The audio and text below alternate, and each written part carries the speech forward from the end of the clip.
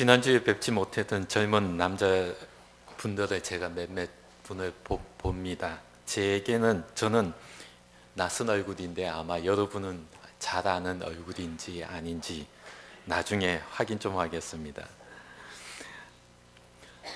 여러분 사순절에 어떻게 보내고 있습니까? 저는 사순절을 좋아합니다. 이유는 사순절이 지나가면 겨울은 가고 봄이 옵니다. 사순절이 끝나는 부활절이 되면 확연히 봄입니다. 그래서 저는 사순절을 좋아하는데 오늘 제가 여러분을 보니 여러 교우님들의 헤어스타일에서 이미 봄이 온 것 같습니다. 좋은 일입니다. 오늘 저는 여러분이 잘 알고 있는 니고데모라는 한 사람을 통해서 우리들의 가지고 있는 신앙의 한 면을 말하고자 하려고 합니다. 일상화라는 단어가 개념이 있습니다.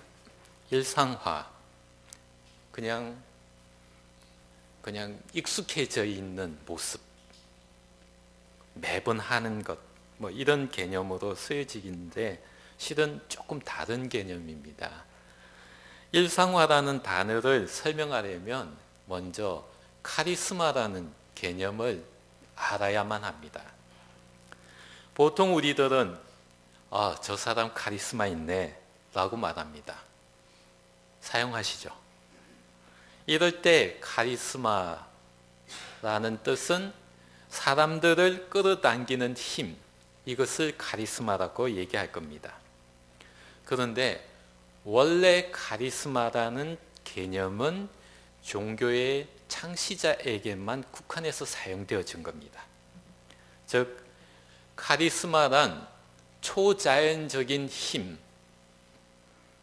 힘으로부터 능력을 받은 자, 즉 기독교 용어로 표현하면 하나님으로부터 능력을 받은 자, 이런 의미입니다. 그래서 우리가 이렇게 표현할 수가 있습니다. 예수의 카리스마라고 표현합니다. 하지만은 바울의 카리스마, 베드로의 카리스마라고는 사용하지 않습니다. 그런데 이 개념이 세속화되어졌어요. 그래서 정치인에게도 기업가에게도 여러 사람들에게 다 카리스마 있네 라고 하며 심지어는 연예인에게도 카리스마 있다, 이렇게 이 개념이 그냥 일반화되어진 겁니다. 자, 이것을 두고 세속화라고 표현합니다. 일상화라는 개념은 이 카리스마의 권위가 없어지고 제도화된 권위가 가지게 되는, 카리스마 권위가 없어지면서 제도화되어진 권위가 올라가는 이 모습을 종교에서는 일상화라고 표현합니다. 그래서 전혀 개념이 다른 건데 그냥 평이하게 그냥 사용하는 겁니다. 이 말은, 즉 카리스마의 일상화라는 말은 이런 겁니다. 한 종교를 만든 사람이 죽고 그 후임으로 누군가가 자리를 물려받을 때 그 후임자는 초자연적인 힘, 즉 하나님으로부터 능력을 받기보다는 교회 조직이 부여한 권위로 되어지는, 이것을 일상화라고 말하라 합니다. 구약 성서에서 보면 유대교에서 제사장들은 바로 이런 전통 또는 교회 조직, 유대교의 조직이 주는, 그래서 전통적 권위 또는 법률적 권위 이렇게 표현한다면 예언자들은 카리스마적 권위를 가진 종교 지도자, 이렇게 구분할 수 있습니다. 오늘 우리 현실에서 가장 좋은 예가 교회 세습입니다. 교회를 개척한 목사님 은퇴하고 나서 후임 목사에게 자리를 물려줄 때 개척한 목사님은 카리스마적 권위라 부르고, 이 후임으로 받은 사람은 교회가 부여한 전통적 권위 또는 법률적 권위, 이렇게 나눕니다. 교회를 개척한 목사님의 리더십을 카리스마 리더십이라고 얘기하고, 후임자를 관리형 리더십, 이렇게 구분합니다. 이게 종교의 일상화라는 표현입니다. 오늘 제 설교 제목을 종교적 일상에 빠져 사는 니고데모라 붙였습니다. 여기에서 종교적 일상이라는 것은 종교적 본질에 무감각해지는 현상, 참된 신앙의 의미를 찾지 못하는 사람들, 이렇게 정의하고 싶습니다. 다르게 말한다면 매너리즘에 빠졌다 라고 표현할 수도 있을 겁니다.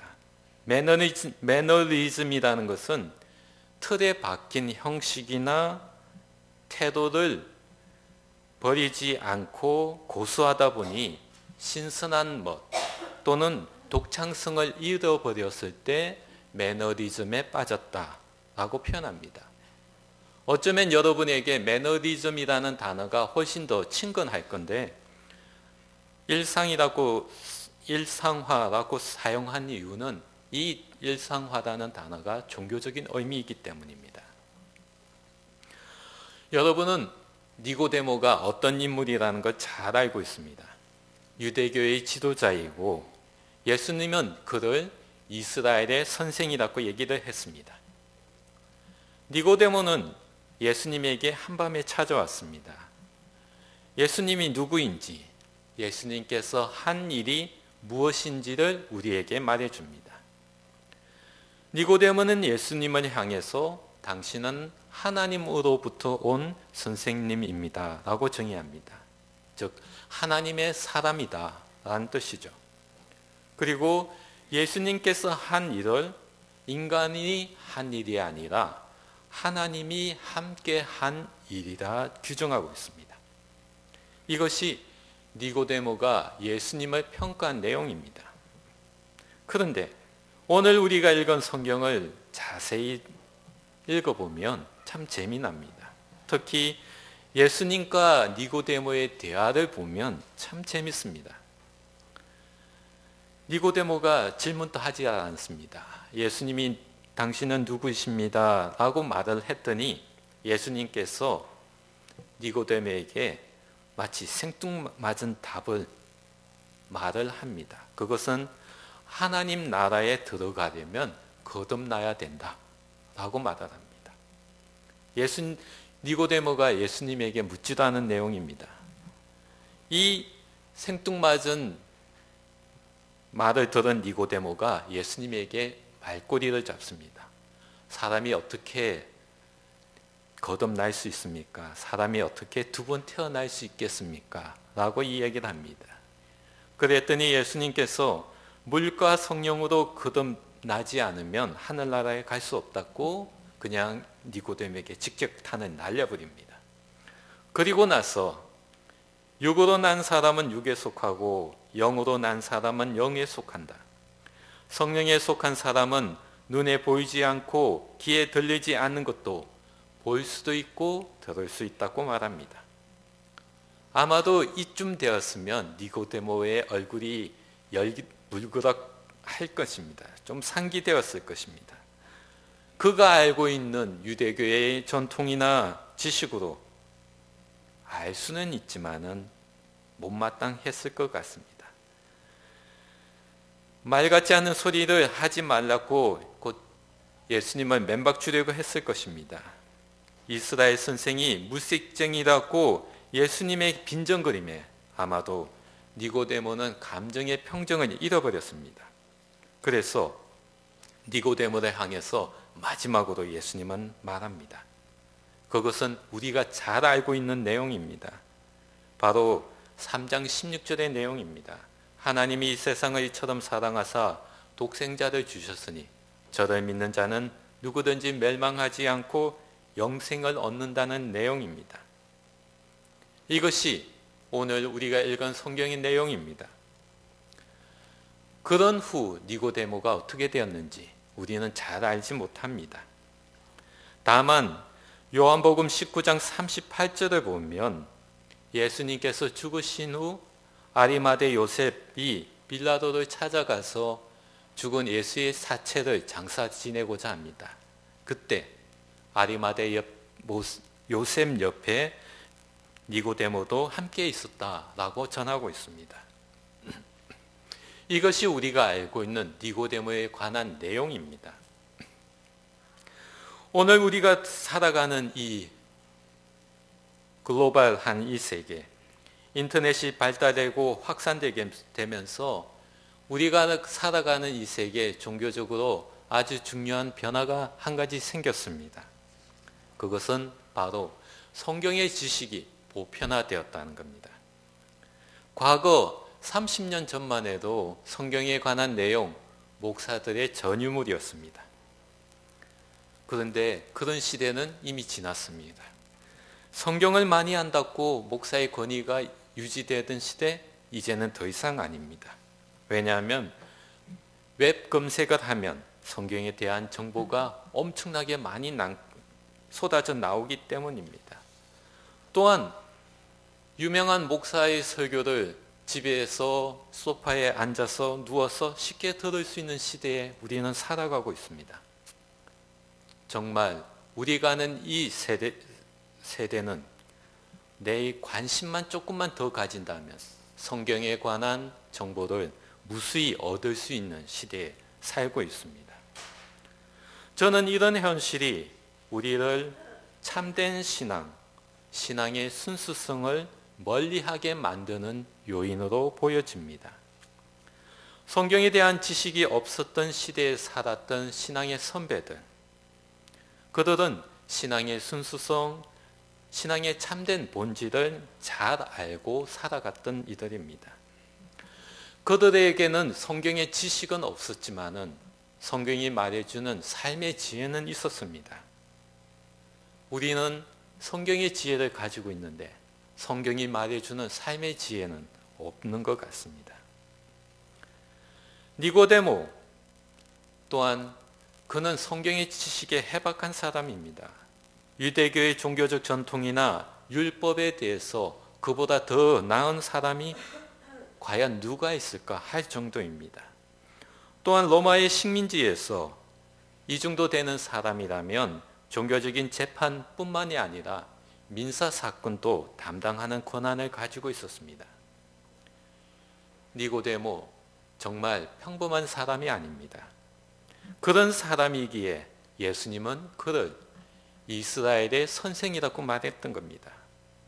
전혀 빈정되는 표현이 아니라 정말 니고데모의 권위를 드러내는 말입니다. 이런 니고데모의 사회적 배경과 환경, 그리고 그가 알고 있는 지식, 물과 성령의 세례라는 참된 의미를 깨닫지 못하게 하는 요인이 되었습니다. 거듭나야 한다는 정말 참된 의미를 니고데모는 몰랐을까 하는 생각을 저는 해봅니다. 예수께서 말하시는 구약 성서에 대해서 니고데모는 예수님보다 더 잘 알고 있는데 그가 태어나서 이스라엘의 선생이라 부를 때까지 그가 배우고 또 배워온 것은 바로 율법인데 그 내용, 그 의미 몰랐을까? 저는 그렇게 생각하지 않습니다. 니고데모가 예수님을 찾아간 이유는 뭘까 하는 겁니다. 그것은 바로 그의 삶에서 일어난 종교적 일상에 빠져 살다 보니 바로 무감각해진 자신의 신앙을 보았기 때문입니다. 매일 반복되는 재판, 매일 지켜야 되는 엄격한 율법의 규칙들, 그는 이것을 잘 수행했습니다. 하지만은 하나님을 향한 순수함만, 종교적인 열정을 그는 잃어버렸다는 것입니다. 그는 율법을 지키는데 온전히 그의 삶의 모든 것을 헌신했습니다. 하지만은 그 율법에 스스로 갇혀버린 자신을 보게 되었던 것입니다. 이런 처지에서 니고데모는 예수님을 만나고자 했습니다. 예수라면 자기의 이 고민을 해결해 줄 수 있을 것이다 라는 확신을 가졌을는지 모릅니다. 분명한 것은 이 한 늦은 밤에 예수를 찾아왔던 그 순간만큼은 그는 열린 마음이었을 것입니다. 우리들의 삶도 이처럼 니고데모처럼 종교적 일상에 빠져 살고 있습니다. 종교적 일상에 빠져 있는 사람들이 갖는 뭔가 문제들이 있습니다.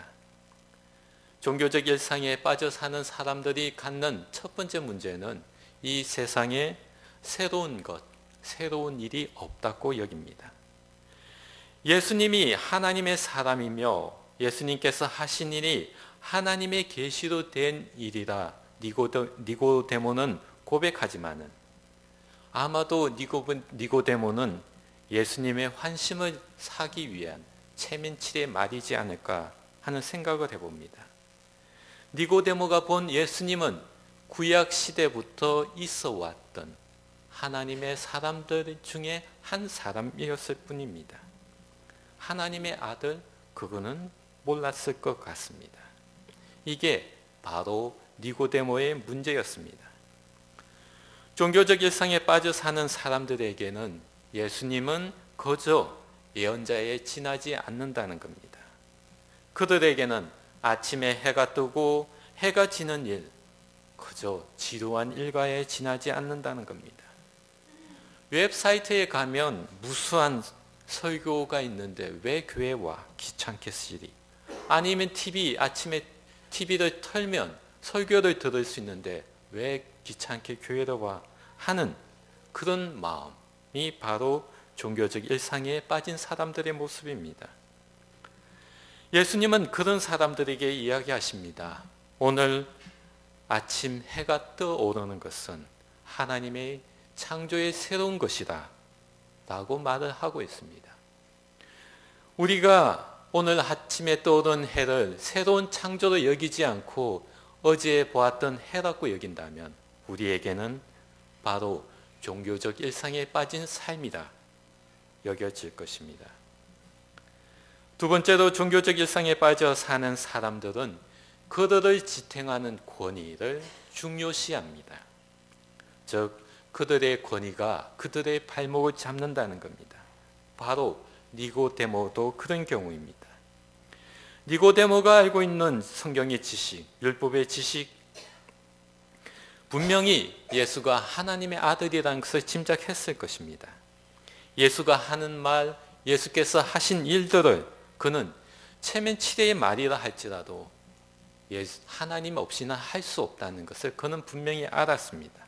하지만은 니고데모의 문제는 자신의 권위에서 예수를 보려고 했던 겁니다. 자신의 권위란 바로 바리새인이요 유대교의 지도자요 이스라엘의 선생인 나 니고데모입니다. 니고데모에게 예수님은 한낱 율법을 잘 해석하는 근본도 없는 예언자에 지나지 않습니다. 여태까지 있어왔던 하나님의 사람 중에 한 사람일 뿐입니다. 지식, 명성, 명예, 권위, 누가 더 출중한 사람입니까? 니고데모, 예수? 분명한 것은 예수님이 아닙니다. 니고데모입니다. 이런 권위는 니고데모만 아니라 오늘 우리들의 종교적 일상에 빠져 살고 있는 우리에게도 있습니다. 우리를 지탱하는 권위는 하나님의 창조 사건을 만들고 새롭게 해석하는 토대가 되어야 합니다. 나를 지켜주는 권위가 아니라 하나님의 새로운 창조 사건을 위한 토대가 되어야 합니다. 그렇지 않다면 우리들은 종교적 일상으로부터 벗어날 수 없습니다. 마지막으로 종교적 일상에 빠져 사는 사람들은 성령의 체험을 거부합니다. 예수님은 니고데모에게 물과 성령으로 세례를 받지 않으면 하나님 나라에 갈 수 없다고 못 박았습니다. 예수님은 바리새인이요 유대교의 지도자라는 자격, 스펙이 아닌 물과 세례라는 조건을 이야기하고 있습니다. 니고데모는 자신의 스펙을 얘기하고 있습니다. 하지만 예수님은 성령의 조건을 내세우고 있습니다. 물과 성령의 세례가 아니면 유대인, 바리새인, 유대인 지도자라고 할지라도 이스라엘의 선생이라 할지라도 하나님 나라에 들어갈 수 없다는 것이 예수님의 입장입니다. 우리도 이 조건 잘 압니다. 우리는 니고데모가 받지 않았던 물과 성령의 세례를 우리는 받았습니다. 그래서 그럴싸하게 우리들의 마음 안에 물과 성령의 세례라는 정표를 우리는 가지고 있습니다. 적어도 우리가 니고데모보다 나은 것은 물과 성령의 세례를 받았다 하는 겁니다. 마치 우리가 받은 물과 성령의 세례가 영화관에 들어가는 입장권을 보여주는 것처럼 하나님 나라에 들어갈 때 보여준다라는 생각을 우리는 가지고 있습니다. 바로 이 태도가 니고데모가 이야기하는 스펙과 뭐가 다른 거겠습니까? 그런 스펙을 얘기한다면 니고데모는 우리보다 훨씬 훌륭한 스펙을 가지고 있습니다. 하나님 나라에 들어가는 조건은 오늘 아침에 떠오르는 해를 보고서 하나님의 창조의 새로움을 고백하느냐 하지 않느냐 하는 점입니다. 내가 이전에 받았던 물과 성령의 세례 그것 가지고는 하나님 나라에 들어갈 수는 없습니다. 그것은 스펙입니다. 한국 교회에서는 하지는 않지만은 미국 교회를 보면 세례 경신 예배라는 게 있습니다. 세례 경신 예배. 매년 1월 둘째 주 때에 이 예배를 시행합니다. 어떤 의식이냐면 내가 지난날 과거에 물과 성령의 세례를 받은 것을 기억하면서 예배에 참석한 모든 사람들이 새롭게 세례를 받았다고 확인하는 시간입니다. 생각해보면 되게 우습게 여겨지기도 합니다. 세례는 한 번 받으면 되는데 왜 그것을 받았다는 것처럼 예배 시간에 하느냐? 어떤 교회에 가면 매주마다 성찬식을 거행합니다. 왜? 준비하는 이 거추장스럽게 왜 그걸 하지? 하는 생각이 들기도 합니다.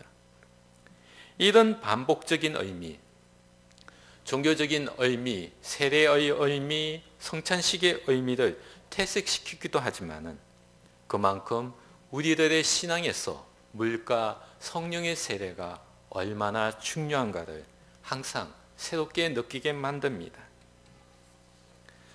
종교적 일상, 우리의 삶 속에서 필연적으로 일어나는 사건입니다.